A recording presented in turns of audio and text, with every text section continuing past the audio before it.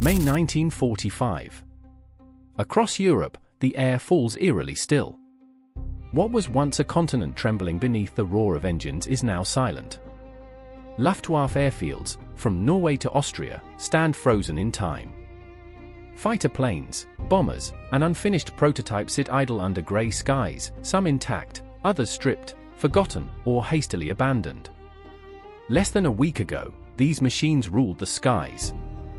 Now, they're relics of a regime collapsing in real time. There are no pilots, no orders, only machines without a mission. And yet, as the war ends, a new race begins. A quiet, frantic scramble. Not for land.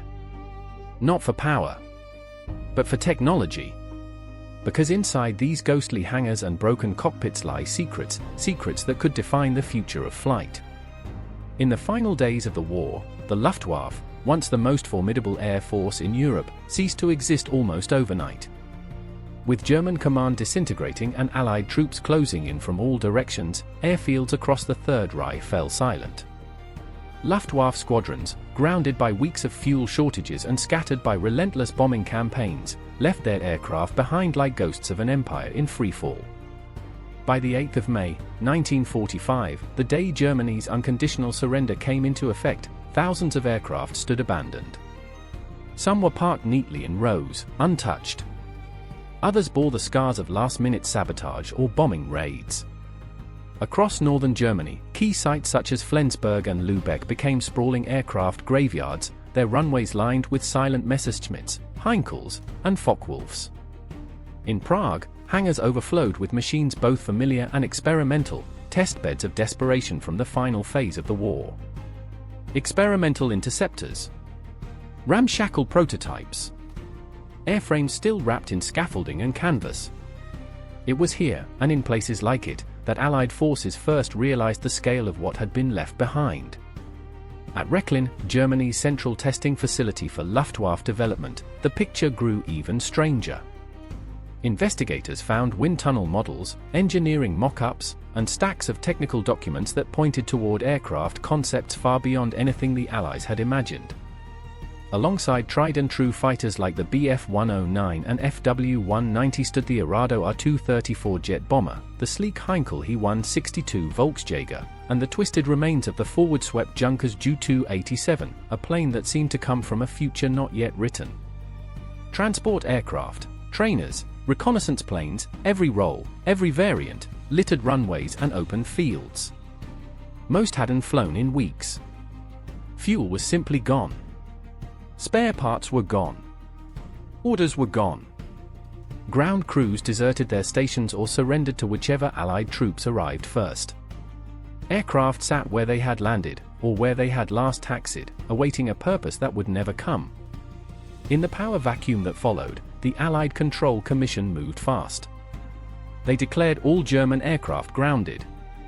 No German pilot could fly without Allied permission. These rules weren't symbolic, they were strategic. With so much hardware left intact, the risk of rogue flights, last-minute escapes, or sabotage loomed large. The war in Europe was over. But the race for its technology had only just begun. The day after Germany surrendered, on the 9th of May, 1945, American forces launched one of the most ambitious and secretive technology recovery missions of the war, Operation Lusty, short for Luftwaffe Secret Technology. The objective was straightforward in theory: locate, secure, and extract the most advanced aircraft and aviation intelligence the Nazis had created. In practice, it was a race against time, terrain, and rival Allied forces. Leading the operation was Colonel Harold Watson, a seasoned pilot and technical officer. Under his command was a hand-picked group of aviators, engineers, and logistics personnel known as Watson's Whizzers, an informal but effective unit with one mission: get to the planes before anyone else did. The American team spread rapidly across Germany, Austria, and Czechoslovakia, descending on airfields and research sites with surgical precision. At Lechfeld, in southern Germany, they found their prize, a squadron of nearly intact Messerschmitt Me-262s, the world's first operational jet fighter. Just a few months earlier, these aircraft had torn through Allied bomber formations with blistering speed. Now, they were parked, silent, engines still warm from the recent spring thaw. Further north, at Grove Airfield in Denmark, American personnel discovered several Arado R-234 jet bombers, sleek, twin-engine reconnaissance aircraft that had once flown missions at speeds the Allies couldn't match. Mixed in with them were late-war prototypes, some barely complete, others never flown. Some were disassembled on-site and crated for shipment. Others, if deemed flyable, were piloted by the whizzers under tightly controlled conditions. Captured aircraft were shipped across the Atlantic to two primary destinations, Wright Field in Ohio and Freeman Field in Indiana. There, teams of engineers, mechanics, and test pilots began an exhaustive process of cataloging, examining, and, when possible, flying the Luftwaffe's crown jewels. For many American engineers, it was a revelation. The Me-262 swept wings and twin Jumo 00 for jet engines demonstrated aerodynamic principles the US had only begun to explore. The captured designs influenced everything from high-speed flight theory to post-war jet development programs like the Bell X-1 and the F-86 Sabre. Just as critical were the flight manuals, blueprints, engine cutaways, and cockpit instrumentation, all of which were meticulously photographed, translated, and stored for future analysis. Operation Lusty wasn't just about trophies, it was about leapfrogging a decade of research in a matter of months. In those chaotic weeks after the war, America wasn't simply collecting airplanes. It was collecting the future. The Americans weren't the only ones moving fast. While Operation Lusty raced across German airfields, the British and Soviets launched their own campaigns, not just to capture aircraft, but to secure the mines that built them. For Britain, the effort came under Operation Surgeon, a mission less concerned with trophies and more focused on people. British intelligence recognized that German aviation had been driven by an elite class of engineers, aerodynamicists, and technical staff. If the aircraft were valuable, the designers were priceless. Teams from the Royal Aircraft Establishment moved quickly into northern Germany, occupying sites like Fassberg, Schleswig, Husum, and Rechlin, the Luftwaffe's main test center. They interviewed surviving Luftwaffe personnel on site, gathering everything from handwritten notes to classified research papers. Wherever possible, they offered employment, or in some cases, simply detained key scientists for interrogation and relocation. Captured aircraft were flown back to RAF Farnborough, where British test pilots took to the skies in unfamiliar, and often unstable, machines. The Messerschmitt Me-262 was a top priority, its flight characteristics scrutinized with care. But the British were especially intrigued by the Heinkel He-162, a lightweight, compact interceptor designed to be mass-produced by teenage pilots in the final, desperate months of the war. Its crude construction hid a remarkable design philosophy: simple, fast, and efficient. British engineers saw lessons here, not just in technology, but in strategy. Meanwhile, in the East, the Soviet Union moved with cold efficiency. What the British and Americans picked apart for study, the Soviets claimed wholesale. Specialized, trophy brigades advanced into regions like Saxony, Thuringia, Silesia, and Czechoslovakia, seizing entire airfields, factories, and research facilities. At the Ovia works in Prague and the Bf-109 assembly lines in Moravia, Soviet troops dismantled production equipment, boxed up engineering archives, and loaded trains with everything from engine tooling to aircraft jigs. Technicians, managers, and engineers were often given a simple choice: cooperate or disappear. Once back in the USSR, the captured aircraft were rebuilt, analyzed, and in some cases reverse-engineered.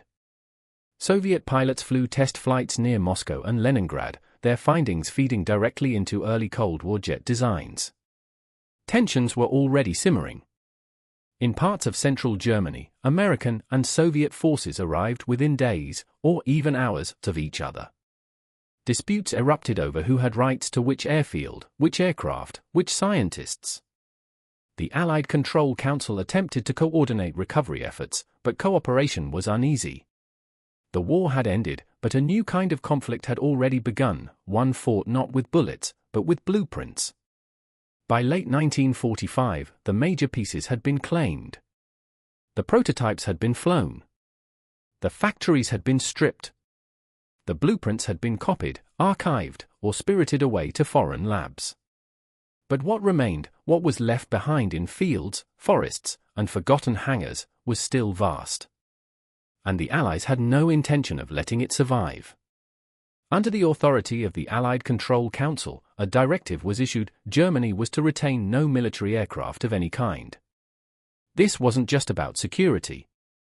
It was about symbolism. The war machine that had terrorized Europe from the air would be erased, physically, visibly, and permanently. Across the former Reich, the process began. Airfields that had once roared with engine fire were transformed into scrapyards. Places like Flensburg, Lübeck-Blankensee, Grove, and Tarnowitz, once nodes in a vast combat network, now became disposal hubs. Rows of fighters, bombers, transports, and trainers were lined up, catalogued, and condemned. Allied crews worked methodically. Planes were stripped of engines, canopies, radios, and instruments. Valuable metals were removed. Anything deemed sensitive was destroyed. What remained, mostly the airframes, was crushed under bulldozers, cut apart with torches, or stacked in heaps to be melted down for scrap. At some sites, aircraft were pushed into pits and burned. In coastal regions, particularly in northern Germany, unwanted planes were loaded onto barges, towed out to sea, and sunk. Today, the rusted skeletons of some of these machines still rest on the seabed, silent and forgotten, rediscovered only by curious divers or sonar scans. But this wasn't just about military demilitarization. It was also about economic recovery. Europe was starved for raw materials. Aluminum and steel from destroyed aircraft fed industries producing cookware, construction tools, wiring, and basic machinery. The transformation was surreal. A Luftwaffe bomber today could become part of a washing machine tomorrow. And for the civilians living in the shattered remains of Germany, dismantling planes became a strange but stable livelihood. In cities and towns devastated by war, jobs were scarce, but the ruins of war were abundant. Disassembling aircraft offered steady, if grim, employment during the long, uncertain transition to peace. Still, not everyone agreed with the scale of destruction. Some historians and engineers argued that many of the aircraft being destroyed were historically unique, worthy of preservation, not the scrapyard.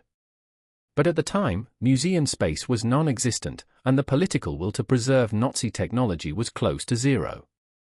Between 1945 and 1948, tens of thousands of Luftwaffe aircraft were destroyed.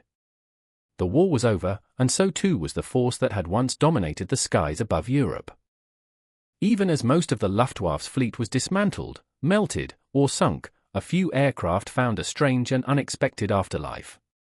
In the chaotic vacuum of post-war Europe, with resources scarce and reconstruction underway, practicality often outweighed ideology. And for some countries, repurposing German aircraft was a necessity. Czechoslovakia moved quickly. In Prague, Kunovice, and Letnany, factories were filled with half-finished airframes, spare parts, and German tooling. Local engineers reassembled what they could, resulting in a makeshift fighter, the Ovia S-199. It was a rough adaptation, using a Bf-109 airframe mated with a mismatched Junkers engine, but it flew. Barely. The S-199 was difficult to handle and notoriously unstable, earning nicknames like Mezek, Mule, from its Czech pilots. But it served a purpose. For a time, it was the front line of Czechoslovakia's air defense. And in 1948, a small batch was sold to the newly founded State of Israel, becoming the first fighter aircraft in the Israeli Air Force. In a twist of history, Nazi-designed machines helped defend a Jewish state. Spain, meanwhile, had been producing German aircraft under license since before the war. In the post-war years, they continued this effort, rolling out the Hispano-Aviation HA-1112, a modified Bf-109 with Spanish-made engines. These aircraft remained in service into the mid-1950s, long after their German counterparts had vanished. Ironically, the HA-1112s would become iconic not in combat, but in cinema. When producers needed authentic-looking German fighters for films like The Battle of Britain, 1969, it was these Spanish-made planes that filled the skies on screen. Norway also made temporary use of captured Bf-109s and Arado 96 trainers during its early post-war rebuilding efforts. Maintenance issues eventually grounded the fleet, but several airframes survived long enough to be restored decades later, some now displayed in museums. Even civilian aviation found uses.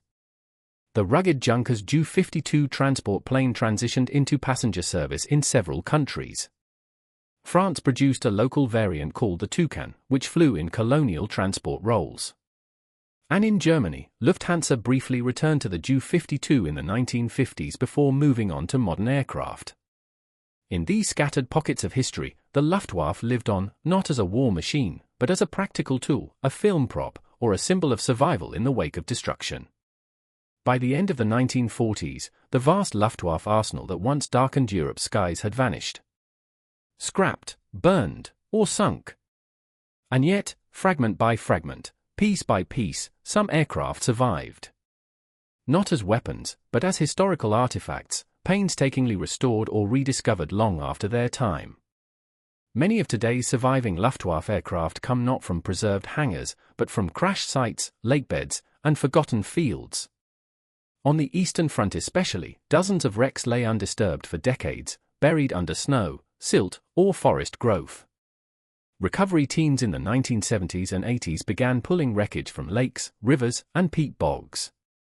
Often, restoring a single display model required combining parts from several aircraft, carefully identified and reverse-engineered.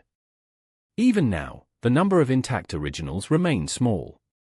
A handful of Me-262s, Bf-109s, FW-190s, and an Arado R-234 exist in museums from Washington, D.C. to Berlin. Most are static displays, their engines long silent. A few privately built replicas, especially Me-262s, fly occasionally at airshows, offering a rare glimpse into their power and design. But for the most part, wartime airframes remain grounded, their legacy confined to museums and archives. These machines, once symbols of terror and power, are now relics, silent, often rusted, reminders of how quickly dominance can fade. More than just technology was lost. Historians argue that entire chapters of aviation innovation disappeared during the post-war destruction. Designs that could have influenced civilian airliners, trainers, or high-speed craft were melted down for spoons and car fenders. Today, what remains of the Luftwaffe is not just metal. It's memory. A cautionary tale of ambition, collapse, and the thin line between history and oblivion. Once, the Luftwaffe stretched from the Arctic Circle to the deserts of North Africa. Its aircraft shook cities, shattered formations, and defied the limits of technology. But in just a few post-war years, that entire force was dismantled, not just militarily, but physically. Ground into metal. Burned to ash. Erased from the sky. What remains today are fragments, weathered airframes behind museum glass, scattered pieces on the ocean floor, and the occasional rumble of a rebuilt engine at an airshow. Their silence speaks volumes. The destruction was deliberate. The recovery, accidental. And the legacy? Still debated. These machines were born in war, but their designs helped shape peace. They became the foundation for jet travel, research platforms for future engineers, and, in some ironic cases, protectors of new nations. Their story didn't end in 1945. It simply changed shape. If you found this video insightful, watch our deep dive into what happened to Germany's U-boat fleet after World War II, how submarines once feared across the seas were hunted down, salvaged, and scattered across the globe. Like this video, subscribe, and hit the bell to stay updated with more forgotten chapters of wartime history. Thanks for watching.